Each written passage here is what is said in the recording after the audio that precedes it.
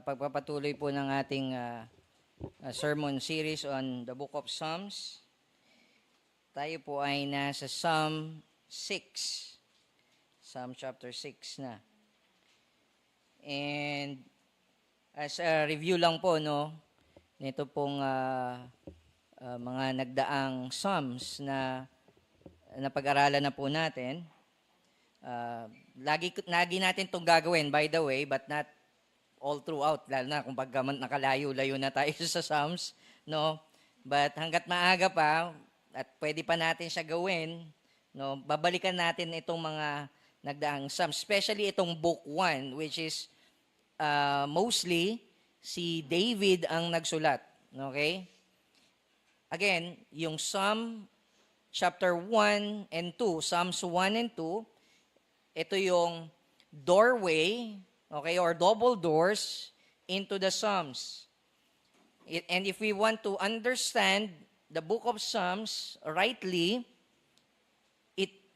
it matters, it is necessary that we understand yung Psalms 1 and 2. Again, yung Psalm 1, ang focus niya, no, is about delighting in the law of the Lord so that you might live a blessed life. Maging katulad ka nung blessed man na dinidescribe, no, sa verse 1 ng chapter 1. Okay? Or that makasama ka dun sa congregation of the righteous na na-mention sa verse 6 ng chapter 1. Okay? So in other words, yung Psalm 1 tells us the purpose. Okay? Ano yung purpose ng book of Psalms? Okay? Ang purpose niya is to bless God's people, and binigay niya sa atin ano yung means nun. Yung means is through the law of God, namely the instruction of the Lord. Okay? Now, yung Psalm 2 naman, no, tells us yung contents, no, nung Psalms. Ano yung subject matter ng buong book of Psalms? Namely, the Messiah. The Messiah. So Psalm chapter 2 is about the Messiah. Okay? Yung anointed king promised, no, kay David, no, sa 2 Samuel na kung saan magre-reign, no, na manggagaling sa kanyang seed, no, descendant, no, na magre-reign forever. Itong anointed king na to. Now, nung sinulat ni David, I believe si David na nagsulat ng book ng Psalm 1 and 2, because just how similar yung kanilang wording, and then sa New Testament, sa book of Acts, no, sinabi nila Peter that si David ang nagsulat ng Psalm 2. So that tells me na kung si David ang nagsulat ng Psalm 2, and with the similarity sa words, sa themes and vocabularies, we might also, I think it's not a stretch na si David din na nagsulat ng Psalm 1. Okay? And nung sinulat niya tong Psalms 1 and 2 na to, sinulat niya to in a way, no, na kung saan pointing towards sa Messiah. But at the same time, he himself, as the king of Israel, models, or at least trying to model, yung blessed man sa Psalm 1 and yung anointed king sa Psalm 2. And that's why immediately pagdating ng Psalm 3, no, makikita natin yung outworking, as it were, nung mga dinidescribe ni David sa Psalm 2 verse 1, namely that there are those na nagre-rage against God's anointed, against Yahweh and against God's anointed. And sa konteksto ng Psalm chapter 3, makikita natin that si Absalom, kabilang siya doon. Okay? And si David, who is God's anointed, no, na-experience niya yung persecution, yung rebellion against Yahweh from his own son. Okay? Then pagdating ng Psalm 4, makikita natin dyan yung prayer ni David, no, nung siya'y tumakbo, palayo, no, paalis doon sa kanilang palace, no, dahil nga sinugod sila ni ni Absalom, kasama ng maraming Israelites na na-convince na ni Absalom, no? And so yung tinatawag nilang morning or tinatawag nilang evening prayer kasi Psalm 3 is a morning prayer, Psalm 4 is an evening prayer, then Psalm 5 is again a morning prayer. Okay? So so far makikita natin, no, that puro ito prayer ni David. And I believe yung Psalm 6 kasama po ito dun sa story na yon, dun sa buong narrative na yon. And again, yung clue na makikita natin or that I believe nakatulong po sa akin na malaman that yung konteksto ng Psalm 6 is similar dun sa Psalms 3, 4, and 5 is that pagdating ng Psalm 7, tsaka pa lang tayo ulit makakarinig ng historical hint, no, kung kailan sinulat yung Psalm 7. And yung Psalm 7, based dun sa historical context hint na na-mention dun sa superscription, mapapansin nyo dun, Ashigayon, ang hirap niya i-pronounce, of David, which he sang to the Lord concerning the words of Cush, a Benjamite, which is most likely referring dun sa Benjamite na kumampi kay Absalom, no, na nag-accuse kay David na kaya nangyayari itong mga bagay na to sa buhay niya ngayon, no, kaya siya nagrebelde si Absalom, is that kasi inagaw niya yung trono ni King Saul. Okay, and that's a lie. No, kasi nungalingan yun. Hindi naman yun talagang reason. We know that, no, from the story. Okay? Now, of course, it doesn't mean na inosente si David. Okay? No, we know that yung result nung sin niya kay Bathsheba, okay, and yung sa asawa nito na pinapatay niya, no, merong discipline sa kanya ang Panginoon. And one of the ways diniscipline siya ng Panginoon, pinatay yung kanyang sanggol na anak, and then yun nga, sabi ng Panginoon that magkakaroon ng civil wars, no, sa Israel. Okay? From his own family. Okay? So, and on the basis of that, kung titignan nyo, Psalm 3, merong historical indicator kung kailan ito naisulat. Ganon din yung Psalm 7. So, it's as though nagpo-form siya ng bookend. Okay? Telling us that everything in between belongs to the same narrative. Make sense? So, we should interpret Psalm 6 in light of dun sa mga nauna na nakita na po natin. Okay? So, for example, sa Psalm 6, nung sinabi ni David na meron po siyang enemies, okay, may foes siya. For example, sa may verse 6, no, verse 6, sabi niya dito, actually, verse 7, sabi niya, my eyes waste away because of grief, it grows weak because of all my foes. Most likely, ang tinutukoy niya doon is yung mga na-mention niya na sa chapter 5, sa chapter 4, sa chapter 3. Okay? Mamaya, mas makikita po natin yung mga thematic and vocabulary na magpapakita ng connections ng bawat psalms na to. Okay? Mas titignan po natin. So, ang point lang, no, at least in this introduction, no, is makita natin that Psalm 6 is part of a narrative, no?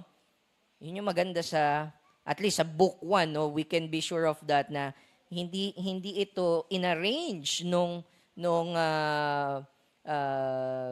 scribe na basta-basta lang. Merong purpose yung scribe.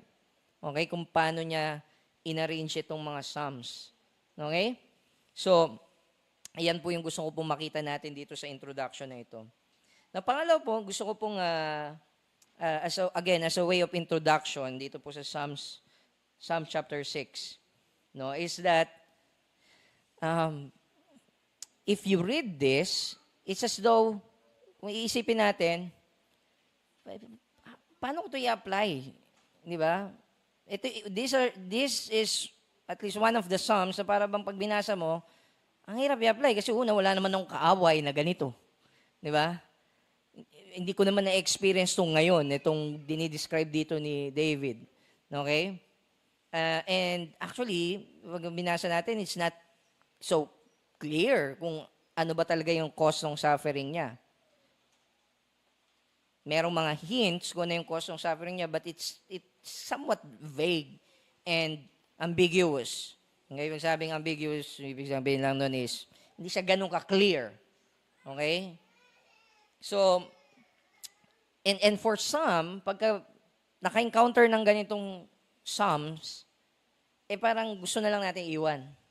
Kasi parang, una, yung prayer niya dito is medyo, meron siyang imprecation do sa last part. Imprecation is a prayer against enemies niya. Di ba? On the one hand.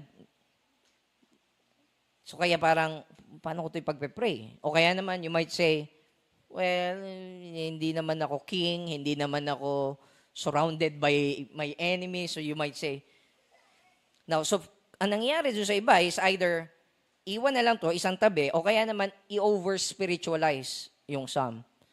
Alam niyo yun? Kumbaga, i-allegorize na yung enemies natin diyan, ayan yung mga problema natin sa buhay. Diba? Yung mga foes na na-mention niya, kasi wala naman tayong foes, yan yung mga problema sa buhay. Well, possible. Di ba? Pero, yun nga, nauuwi sa moralism yung pag-aaral natin ngayon ng Psalms. Okay? Especially this kind of Psalms.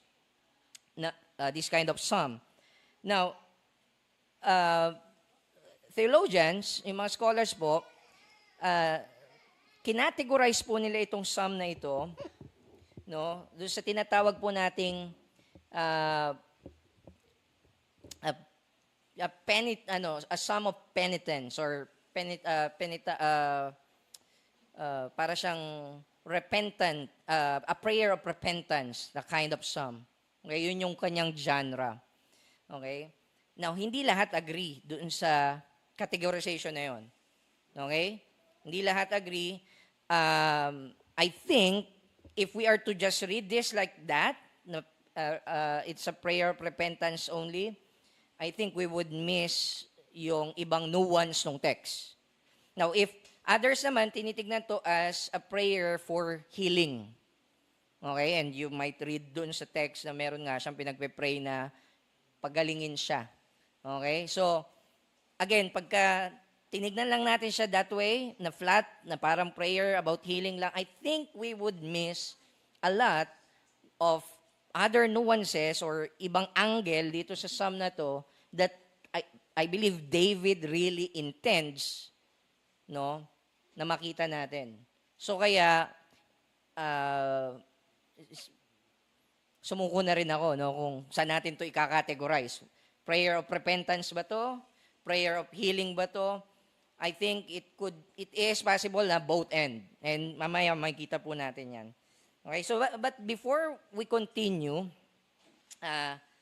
let me just state and before tayo mag-pray, let me just state yung main point ng Psalm, okay, and sketch out po sa bawat isa yung basic outline ng sermon natin ngayon, okay? Okay, yung main idea nito, simple lang siya, turn, O Lord, for the sake of your steadfast love and your glory, and depart from me, all you workers of evil, for the Lord answered my prayer, with the result that my enemies shall be ashamed, greatly troubled, because they shall turn back. Okay? Or kung gusto nyo mas madali, ganito lang yung pinaka-message niya, turn to me, O Lord, and you, my enemies, turn back. Yun yung sinasabi ni David dito sa Psalm na to. So may dalawang turnings. Okay, pwede natin tong i-divide into at least no itong text natin into two. Okay, una, yung prayer niya to the Lord na for the Lord to turn to him. So that's point number 1, verses 1 to 5. Turn, O Lord. Then yung 6 to 10 naman, turn away my enemies. Okay? Then, yung third point po natin, so ito yung application part. Okay? So, application, then mamaya tignan natin, meron po akong series of questions sa application sa that we'll try to answer. Okay? After po natin tignan yung passage. But before we continue, let us pray. Panginoon, marami pong salamat sa privilege nito to again be used by you to preach your word. Dalangin ko, Lord, na gabayan niyo po ako. Bibigyan niyo po ako ng clarity na how I present your word, how I teach your word, how I preach it, Panginoon, how I herald the gospel. Dalangin ko, Lord God, that the Holy Spirit would move in my life, in how I speak, in how I move, and gayon din po sa mga nakikinig ngayon, both sa mga present ngayon dito sa church, and gayon din, Lord God, sa mga makakapanood ng recording or sa live streaming ng service na ito, ng sermon na ito. Dalangin ko, Lord God, that you open the eyes of our hearts so that we might behold wondrous things sa inyong pong salita, and that by beholding your glory in the face of our Lord Jesus Christ, we might be conformed into His image from one glory to another. And in so doing, Panginoon, mag-glorify namin kayo by enjoying your marvelous, your glorious beauty, Panginoon.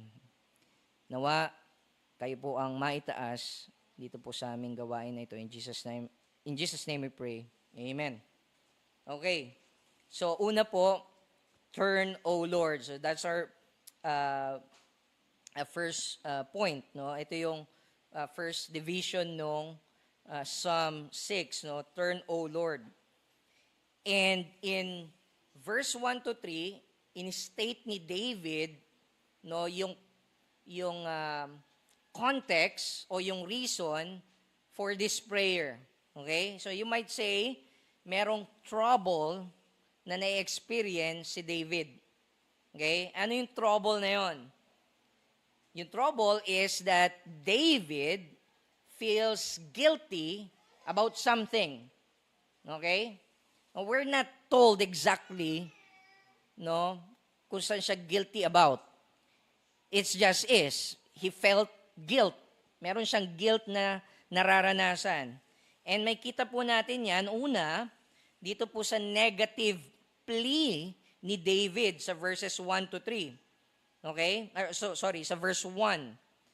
Okay? Makikita natin, sabi niya, O Lord, rebuke me not in your anger, nor discipline me in your wrath. So see that? That assumes what? That for David, he thinks, no, meron siyang kasalanan. That probably what's happening sa buhay niya ngayon, yung mga troubles na na-experience niya, yung sufferings na na-experience niya, it might be because he is being disciplined by the Lord, he is being rebuked by the Lord because of sin.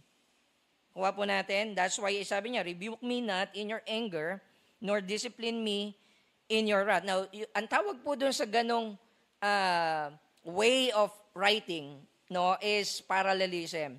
In other words, yung dalawang lines, they are just explaining each other. No, they're basically saying this same thing. Yung synonymous parallelism. Okay? Parallelism. So parang parallel lines siya, no? And they are just basically the same. Okay? Pero meron siyang konting nuance, so pagkakaiba, in that pag sabi nating rebuke, you might say yan yung way of correction ni God. Kapag meron kang maling ginawa, susuwayin ka ni God. No? Sabi niya sa'yo, wag mo gawin yan, mali yan. No? So yan yung negative in one sense, negative way. Okay? Where He's preventing you to be something, to do something. O kaya naman, He's rebuking you for doing what's wrong. Okay? Then yung discipline, you might say, yan yung formative, no? Ibig sabihin, instead of palo, no, papaluin ka, tuturuan ka ng, okay, bakit kita pinalo? No? Sa mga magulang, at least sa amin po, lalo na nung maliit pa si Amara, pag dinidiscipline po namin siya, no? And now, for others, they don't think yung mga maliliit, nakakaintindi na, so hindi nila in-explain. They're just pinapalo lang. Now, I think we should give them more credit than that. No? I think they do understand. Okay? At least a little. No? Pero, yeah, but that's beside the point. Okay? Here, David thinks na siya ay dinidisiplina, siya ay nire-rebuke ng Panginoon, okay, because of sin. Okay? So that's the negative plea ni David. Kaya negative kasi papansin nyo, not. Rebuke me not in your anger, nor discipline me in your wrath. Okay? Now, ano yung positive na plea ni David? Okay? So imagine niyo parang may contrast dito eh. May nire-request si David kay Lord na wag gawin sa kanya ni Lord, and meron din siya nire-request na gawin sa kanya ni Lord. Ano yun? Verse 2. Sabi niya, "Be gracious to me, O Lord." Tapos binigay niya yung reason why. "For I am languishing." Tapos again, you have this another line. Okay? Ano sabi doon sa sumunod na line? "Heal me, O Lord, for my bones are troubled." For my bones are troubled. So again, ine-explain lang nung pangalawang line yung unang line. In other words, sinasabi dito ni David, "Be gracious to me by healing me." Sinasabi niya, "Lord, this is, I believe, how you can be gracious to me. Express your gracious hand sa akin. Bestow yung grace sa akin is by healing me." Okay? Now, itong mga words na to, some have read this na para bang tumutukoy ito sa physical ailments. Okay? That yung discipline ng Panginoon kay David is in the form of sakit, pagkakasakit. Okay? Now, that's possible, but it's not necessary. Okay? It's not necessarily yung ibig sabihin ni David dito. Why? Because itong mga words na ginamit niya dito, like, nung sinabi niyang, "Be gracious to me, for I am languishing. Heal me, O Lord, for my bones are troubled." Tapos pagdating ng, kung titignan niyo sa verse 3, "My soul also is greatly troubled." Whenever you read yung mga words na ganito, soul, bones, in tandem, okay? Usually, hindi yan literal. Ang ibig niya sabihin, yung buong pagkatao niya is troubled. Yung buong pagkatao niya, yung buong being niya, nakakaranas ng suffering. So, it might be kasama doon yung physical ailments, but not necessarily physical ailments only. So, it could be depression. It could be anxiety. No? It could be emotional breakdown. We're not told, no? Pero yung words na my soul, tsaka my bones, those are indicators na ang sinasabi niya, yung buong being niya, yung buong pagkatao niya, nakaka-experience ng suffering. Okay? And so, pagdating ng verse 3, tignan niyo yung sabi niya, "My soul also is greatly troubled." And here, meron kakaibang, dito makikita natin na tao si David eh. Dito natin makikita yung humanity ng authors ng Bible. Tingnan niyo kung paano siya kinonstruct. Sabi niya, "But you, O Lord," tapos bigla siyang huminto. It's as though parang nawala na siya masabi, "How long?" Pasin niyo yun? Parang meron siya sasabihin about kay Lord in light of the fact na he's experiencing itong mga trouble na ito, which is guilt na nararamdaman niya. He's saying, "My soul is greatly troubled, but you, O Lord," tapos biglang, stop siya, "How long?" Biglang may tanong. Diba? So what does it really telling us? Ano kayang ibig sabihin nun? Nung sinabi niya yon. Now, yung iba kasi, what people try to do is, ano yung possible na kasunod nung sasabihin niya ni David? I don't think that's helpful. No, when you read itong psalm na to, I don't think yun yung point kung bakit yun na-record dito. Itong kakaibang grammar na ito. Okay? Itong construction na to ng sentence. I don't think uh, it would help us, I don't think it would help us to speculate ano yung kasunod dapat na sasabihin ni David na, but you, O Lord, are ganito. But you, O Lord, are ganito. I don't think that's the point. Ang point is this. Nung sinabi niya, but you, O Lord, how long? Is that it seems like for David, he's been praying the same prayer, it's as though silent si God. That's the point. That's the only reason why a person like David would say, how long? Right? Di ba? If you've been praying for an hour sa isang bagay, ngayon ka palang nag-pray about sa isang bagay, would you say that? How long, O Lord? I don't think so. Right? I think yung sinasabi dito ni David is this, I've been praying, Lord God, na wag mo ko i-rebuke in your anger, wag niyo ko i-discipline, di ba, in your wrath. My soul is greatly troubled, be gracious to me, but why is it that naglilinger pa rin itong suffering na to, but na-experience ko pa rin siya? And so, he felt, ang tagal-tagal na, Lord. And how many of us nakaka-experience ng ganon? That you've been praying and yet para bang walang sagot si God. Para bang alayo ni God, para bang silent si God. I think, yun yung sinasabi dito ni David. Okay? Yun yung na-experience ni David.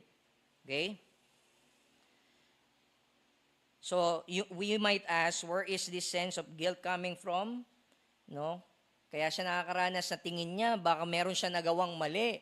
No, baka meron siya nagawang kasalanan, kaya nangyayari to. Okay? Kaya ito yung prayer niya, rebuke me not in your anger, discipline me not, nor discipline me in your wrath. It's because God is so silent, di ba? That he thinks, he thought na, meron ba akong sin, Lord? Na ginawa? Have I done something wrong? Of course, for some of us, you might be asking, is it okay to say that to God? Okay?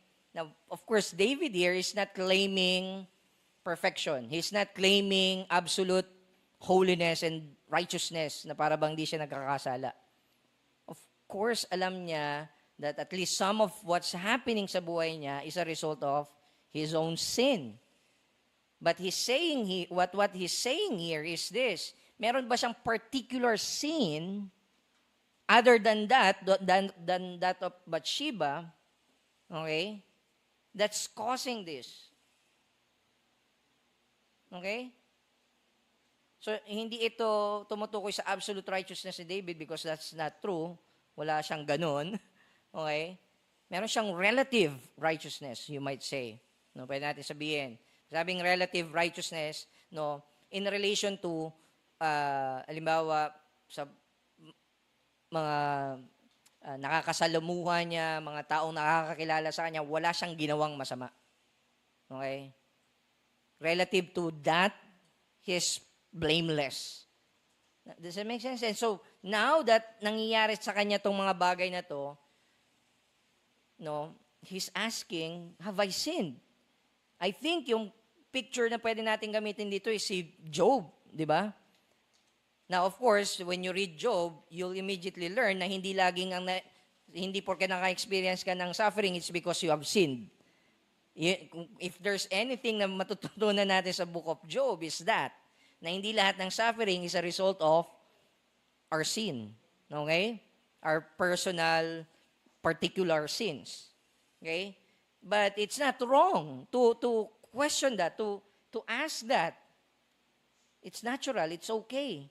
And yun yung ginagawa dito ni David. And so, pagdating ng verse 4 to 5, ito yung prayer niya ngayon. In light of the fact na, I've been praying this, and yet how long, Lord? How long will I suffer? How long will, at least what I believe, if binabasa nga natin tong Psalm 6 in light of Psalms 3, 4, 5, how long will my enemies prevail?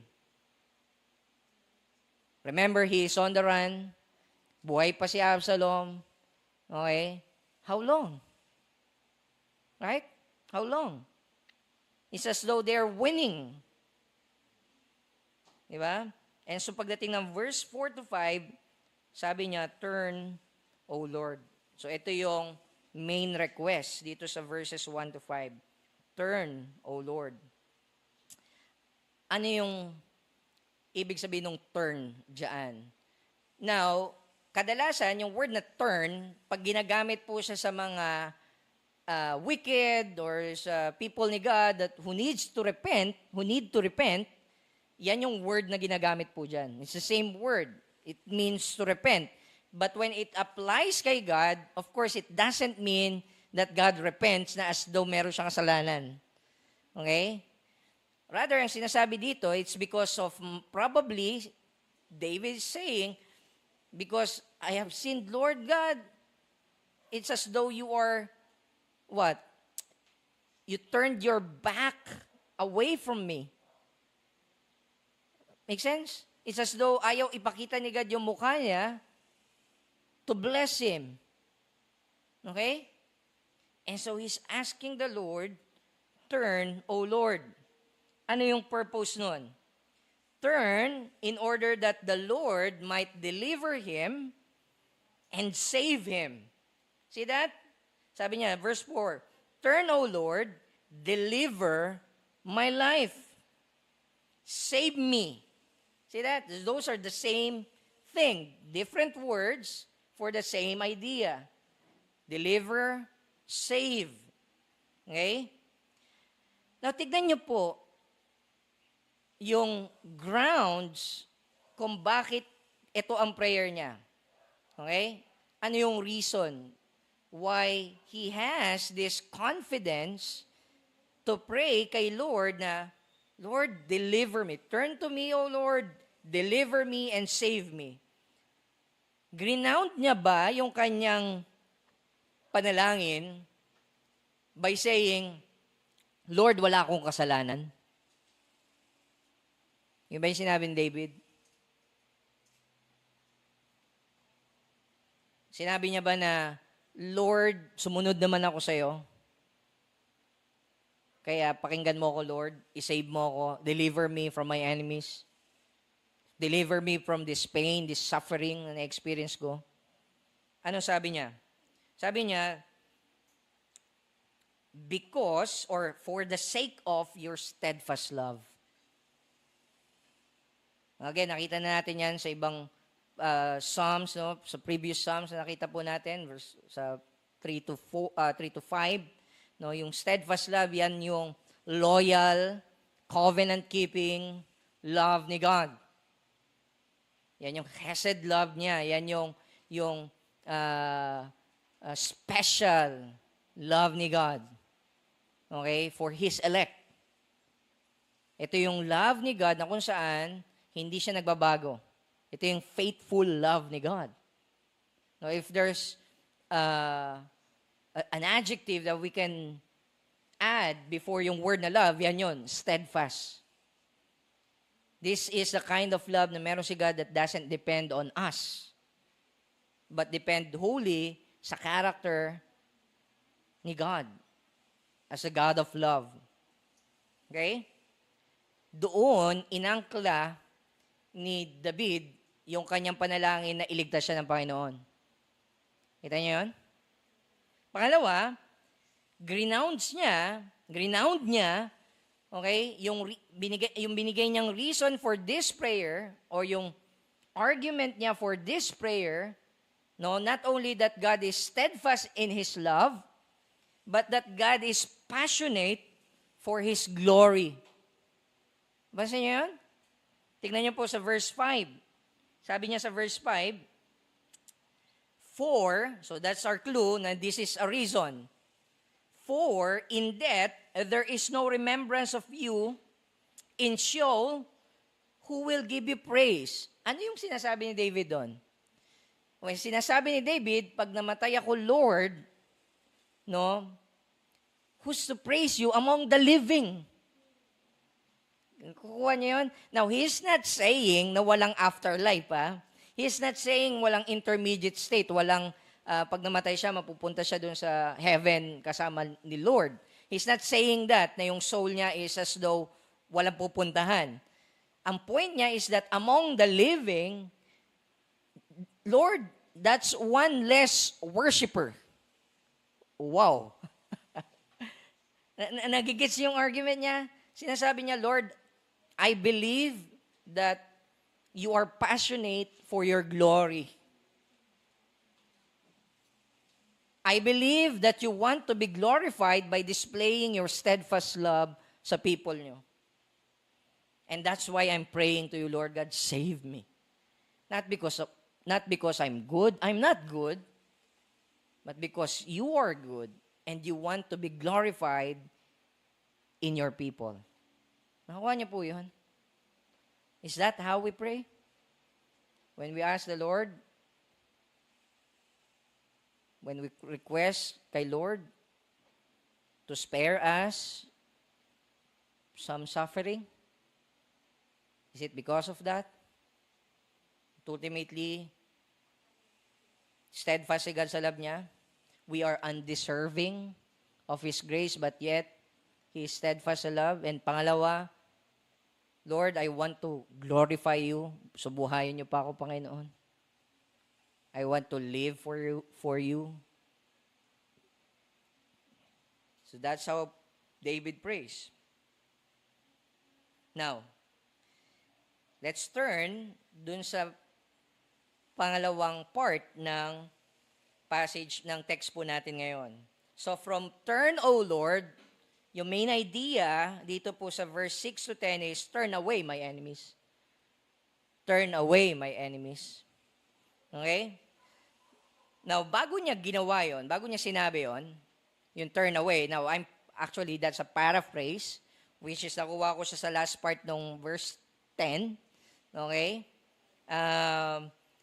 Pero yung sinabi ni David dito is, depart from me. So, pinagsama ko lang yung idea. It's the same idea. Okay? So, to just rhyme dun sa unang part. So, from turn, God, turn to me, O God. Turn, O Lord. Now, ngayon, sinasabi niya, turn away my enemy. So, bakit niya yung nasasabi dito? And mamaya, tingnan natin saan niya yung sinabi dito. So, nag-start siya again with trouble. Okay, just like doon sa first part, nag-start siya with trouble, which is guilt. Dito, nag-start siya with description nung na-experience niya in light of that trouble. Basically, what she's saying is, yes, I cried. Okay, when you read verse 6 to 7, ang point lang niya is, yes, I cried. I cried my eye out sa sobrang hirap na nararanasan ko. Okay? So, halimbawa, makikita natin, meron tayo diyang makikita, mga list of or series of hyperboles. No? Sa mga kabataan, no, na nag-aaral ng English, okay? Ng literature, speech, you know what is a hyperbole. Ang hyperbole is what?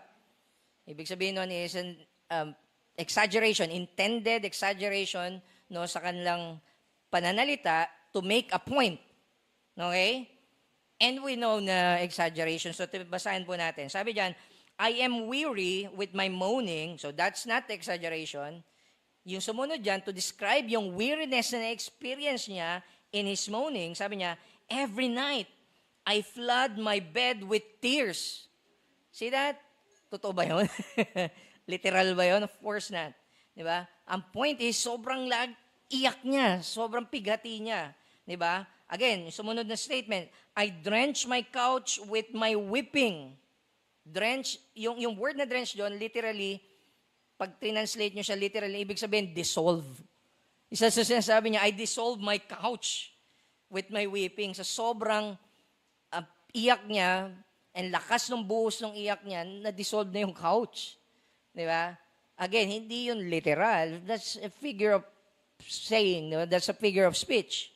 A way of saying para ipakita na, yes, Lord, talagang umiiyak ako. And by the way, I don't think this is addressed kay Lord. This is addressed Itong mga statements na to, address sa enemies niya. Okay? This is address sa enemies niya. Sinasabi niya, I am weary with my moaning. Every night I flood with my bed with tears. I drench my couch with my weeping. My eye wastes away because of grief. It grows weak because of all my foes. All David is saying there is, yes, I cried. It's an admission of weakness. He's just admitting he's a nobody. He's nothing. He cannot take itong suffering na to. Now, pag binasa nyo ngayon yung verse 8 to 10, it would make sense ano yung sinasabi ni David dito. No? Tingnan nyo ha. So, if ang ibig niya sabihin sa 6 to 7 is, yes, I cried out, ano ibig niya sabihin sa 8 to 10? However, nakita niyo to? Yes, I cried out. And dapat lang. And this is the only way I will cry out kay Lord day and night. Di ba? However, depart from me. Now you, my enemies, turn away. You, my foes, you workers of evil, depart from me. Why? For the Lord has heard the sound of my weeping. See that? So kaya ko nasabi, yung weeping na sinasabi niya sa taas is not addressed kay Lord. Ngayon, ina-address niya to sa enemies niya in that sinasabi niya, yes, mock me dito sa na-experience ko. And yes, I cried out. And you might think that's sissy. No, that's girly. No? Babae lang ang umiiyak. Yung mga lalaki hindi umiiyak. No, but yeah, I cried out. However, now, be warned. However, now, my enemies, depart. Why? Because precisely that I cried to the Lord, narinig ng Panginoon yung aking pag-iyak, lagot kayo. Nakikita niyo yun? Yung logic ni David dito? Who's saying na walang logic ang Psalms? Meron. Kapag kayong Psalm, maganda lang yung rhyme pero walang sense yung sinasabi, ang pangit ng Psalm na yun. And wala yun sa Bible. Okay? So, yung Psalms is logical siya. It's good writing. Di ba? Maganda yung, rhyming, the way siya sinulat, di ba? Pero logical siya. And sinasabi niya dito, now that the Lord heard me, depart from me. Turn away. Turn away. Okay? And because the Lord answered my prayer. Tignan niyo yung sumunod na sabi niya. Again, inulit niya lang. So this is a statement. All my enemies shall be ashamed and greatly troubled. They shall turn back and be put to shame in a moment. Pasin niyo yun? There's a reversal na nangyari. So from David experiencing trouble, now he's saying, because the Lord answered my prayer, my enemies will experience trouble. Nakita nyo? So, I don't think at this moment na he's well in dun sa answer ni God, dun sa prayer. I think this is an expression of his faith that even though wala pa yung sagot, he can confidently say, the Lord answered my prayers and mananagot kayo. Nakuha niyo po yun? And sometimes it's like that, yung answer ni God eh. No? It's not kumbaga yung, when we experience yung sagot ng Panginoon sa mga panalangin natin, sometimes it's not yet dun sa point ng consummation ng sagot ng Panginoon. We're still halfway there, papunta dun sa kabuuan na sagot ng Panginoon. And yet, God is telling us na, magtiwala ka, ibibigay ni God yung sagot. Di ba? Now, application. Application tayo. Now that may understanding na tayo about this text, no? Ano yung sinasabi ni David? So, couple of questions, no, para makatulong po sa ating kung paano natin to i-apply sa life natin ngayon. Una, who's really guilty for our suffering? Who's really guilty for our suffering? Pag nakaka-experience tayo, have you ever asked that? Ako, for one, minsan natatanong ko yun. Sino ba yung may kasalanan? May kasalanan ba ako na-commit? May gumagawa ba ng paninira sa akin? Meron bang ibang tao nag-cause nito, kaya ako na-experience to? Di ba? So, who's really guilty for our suffering? Now, yung Psalm 6 never really give us yung very clear answer, right? Katulad sabi ko kanina, hindi niya binigay outright na para bang, oh yes, may kasalanan si David. Kaya yung iba, sabi nila, prayer of repentance ito kasi may kasalanan si David. Yung iba naman, wala siyang kasalanan, he's doing hindi niya ibig sabihin na perfect si David, but that wala siya nung kasalanan na ina-accuse sa kanya, hindi niya ginawa yon, and he is being maltreated, okay? And because of that, and yung awkward silence, so to speak, ni God, nagkukos sa kanya to feel guilty. Okay? Doon sa situation niya. Now, yung beauty nitong Psalms na to is precisely that, na hindi siya clear. Hindi siya clear. Which makes it, what? More relatable no, sa atin ngayon. We can relate more kay David because of this. Was David suffering as a result of his own sin? Perhaps. Or his enemies. Also, if you read yung di ba? Yung previous Psalms, it seems like ganun yung nangyayari. Di ba? Or both. Or perhaps neither, katulad kay Job. Di ba? Na wala naman talagang may kasalanan, kundi kasi merong usapan si Satan tsaka si Lord. Di ba? Sometimes we find ourselves in this kind of situation, di ba? Tama? Yung hindi mo alam kung ano nangyayari. Yun yung mahirap minsan eh. You don't know. Di ba? Kung bakit nangyayari sa buhay natin yung mga bagay-bagay. But whichever the case, sino man yung kasalanan, I don't think ang aim nung author is for us to, point fingers. Sila, ako. I don't think yun yung point niya. Ang point is, God's children are not exempted from suffering. Whether it be because of your own sin, because of other people's sin, or it's just because of we're living in a fallen world. Right? We're not exempted sa suffering. Okay? Pangalawa, most of the time, it is even pointless to us. It doesn't help us. Really. What really matters is that we know that God ordains, cause ultimately, or purposefully allowed that we suffer to rebuke, discipline us for our own good. Katulad ng memory verse natin kanina, all things work together for good, di ba?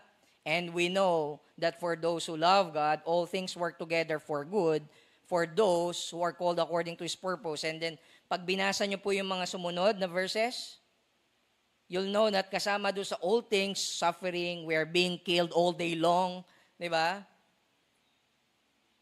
No one can separate us from the love of God. Tapos nagbanggit siya ng neither nakedness, di ba? Sword, death. Yung ibig sabihin nung sword, death. Di ba? And so, ang point is, we should know that ultimately, whatever comes our way in terms of suffering, it is Father-filtered. Kuha po natin, it is filtered by God. Okay? It is ordained by a good, purposeful, wise God. Okay, pangatlo, I think this is important kasi yun nga, sometimes we think that we are innocent people and we're asking why bad things happens to good people, di ba? Happen to good people. But the problem is there are no good people. Since we're all sinners, we deserve God's just wrath and anger. And there are times it really is due to our own sin kung bakit tayo nakaka-experience ng suffering. Tignan nyo to, sabi ni John Calvin. Sabi niya, men who do not take a calm and cool view of their sins in order thereby to produce the conviction that they have deserved the wrath of God are not making good use of their suffering. Wow. One of the ways you make good use of your suffering is to remind you through that suffering that you don't deserve yung grace ni God. What you deserve is wrath.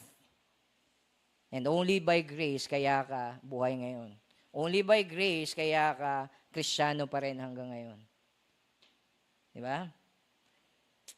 Pangapat, na makikita po natin regarding this question of who's guilty for our suffering. What matters is to whom do you turn when you experience suffering? Yun yung tanong, di ba? Kahit anong pangklaseng suffering yan, who do you turn to? Sino yung first resort mo? Is it God? Yun ba yung first resort natin? Siya ba yung unang tinatakbuhan natin? Sabi ni Martin Luther, in all our trials and suffering, we should first of all turn to God for help. Saan niya tayo dapat lumapit? Okay? So that's the first set of question. Okay? First question rather. Yung pangalawa na tanong na pwede natin tanungin, no, in light of this passage, in application po sa atin ngayon. Who is the Lord? Who is the Lord? Now, yung pangalan po na Yahweh dito, kung mapapansin nyo, yung L-O-R-D, all caps, small caps, di ba? Pansin nyo, behind that is the personal name of God, Yahweh. Okay? And 8 times po siya nabanggit dito sa text na to. Di ba? Almost every line, meron siyang, oh Lord, Lord, Lord, Lord. Medyo maririndi ka nga eh. Sobrang dami ng Lord. No? Now, when David, nung ginawa niya to, hindi niya ginagamit si Lord na parang filler sa prayer niya like when we pray. Lord, oh Lord, na wala naman talagang meaning na yung pangalan ng Diyos sa atin. It's like a filler, no, para siyang di ba? Nakuha po natin, when David prayed this, merong meaning si David dun sa Lord. He understood who God is, who the Lord is. That's why he's praying to God. Kilala niya ang Diyos. So who's the Lord? Sabi ni Charles Spurgeon, is it not this a proof, yung many repetition ng word na Lord dito, is it not this the proof that the glorious name is full of consolation? Consolation to the tempted saint, eternity, infinity, immutability, self-existence are all in the name Jehovah, and all are full of comfort. So whenever you say, oh Lord, how long?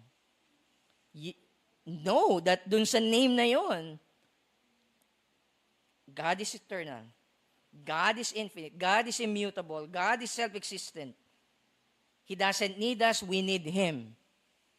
We are not eternal. We are not infinite. We're finite. We don't know things. Marami tayong di alam sa mundo, but God knows. We need that God. We need Him. Diba? The God that we turn to is a God who is steadfast in His love and is passionate about His glory. Find confidence that He will answer you not on your merits, but on God's steadfast, covenant-keeping, loyal love and God's passion to be glorified in His saints. Doon po natin iangkla yung ating pananampalataya, yung ating hope whenever we pray. Pangatlo, sino ang Panginoon? God is just. He will vindicate His people and punish the wicked. He will vindicate yung saints niya. If in a particular context, you've really done good, hindi yung ina-accuse sa'yo ng ibang tao, hindi naman talaga totoo, you don't always have to defend yourself. God will vindicate you. It will be shown that you are right, you are in the right, and they are in the wrong, and that they will be punished. There's justice. Yung pangatlong tanong, so tinignan natin yung first question, who's to blame, no? Who's really guilty for our suffering? Pangalawang tanong, who is the Lord? Pangatlong tanong, where is Jesus? We don't want alam yon, live itong text na to, itong passage, itong Psalm 6, no, in a kind of look at David, be like David kind of message, right? Although that's not wrong, if there's anything na dapat nating gayahin kay David na maganda, dapat naman talaga natin gayahin. Okay? But where is Jesus? Now, at least there are two places where we can find Jesus in Psalm 6. Unang-una is that Christ is the ultimate suffering servant. Not David, not you, Christ. Christ is the ultimate sufferer. Ito sabi ni Hamilton, James Hamilton, David's prayer in Psalm 6 points to one who, unlike David, will not suffer for his own sins, but for the sins of his people. One who willingly takes upon himself the punishment due to the enemies of God, who weeps over those who have rejected him, and whose vindication will indeed bring about the shame terror of those who hate him, those who will meet a sudden destruction. Wow. Christ is the ultimate suffering servant. He didn't suffer for his own sin. He suffered for our sin. We are the enemies. When we read Psalm 6, don't think you are David. You are enemies, David. Enemies of David. Nakukuha niyo po? We are that. Sometimes kasi nilalagay natin sarili natin, ako yung kawawa, ako yung ginawa ng masama, ako si David dito. No, what really? We have not yet suffered, no, to the point of cutting off yung hands natin, gouging our eyes, para ma-sanctify tayo. Di ba? Ma-remove yung filthy sin sa atin. But Christ, He didn't suffer and died because of His own sin. Wala siyang kasalanan. Siya yung tunay na banal. Siya yung tunay na matuwid. Pero namatay siya para sa kasalanan ng enemies niya. Believe that, mga kapatid. Believe that. Don't go away from this thinking that you are righteous, sila yung hindi righteous. No. You need Jesus. We need Jesus. We need Christ's righteousness to be accepted sa harapan ng Diyos. Pangalawa, na lugar where we can find Jesus here is precisely yung vocabulary. Ito yung minention ko kanina. Psalm 6 shares the same vocabulary with Psalm 2. If you read carefully, yung words na trouble, shame, anger, wrath, at marami pang iba, by the way, meron ng listahan. If you want, later sa interpretation course natin, we can look at dun sa mga list na yon.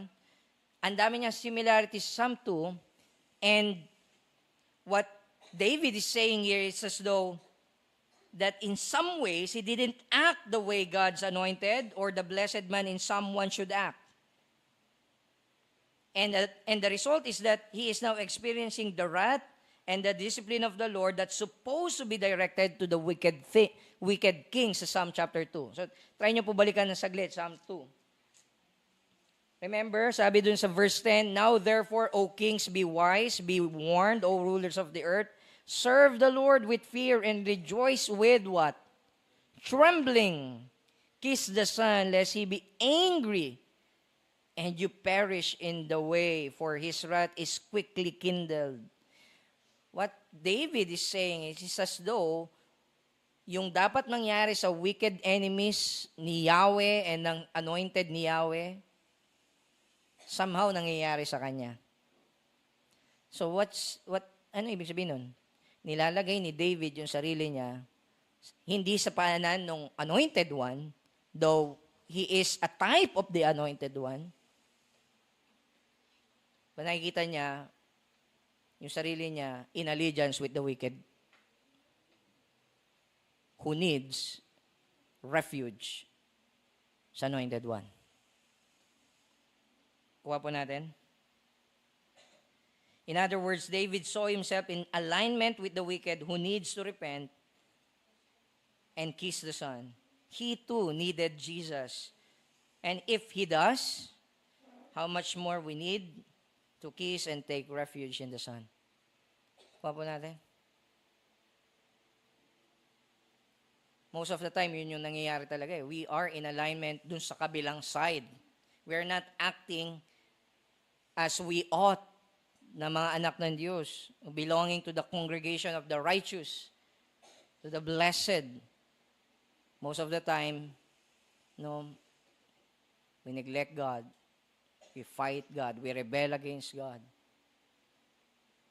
Ngayon makikita natin si David. He saw himself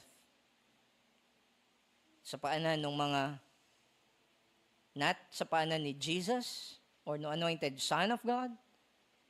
Kita niyo yung sarili niya doon sa paanan ng mga wicked kings. O how, yung ganong perspective should revolutionize and change and radicalize and radically transform yung mindset natin whenever we pray. Na para bang meron tayong rights kay God. No. What we need to do is lay down our arms, kiss the Son, swear fealty to the Son, and take refuge sa Kanya. That's what we all need. Huwag na tayong matigas. Huwag na tayong manlaban.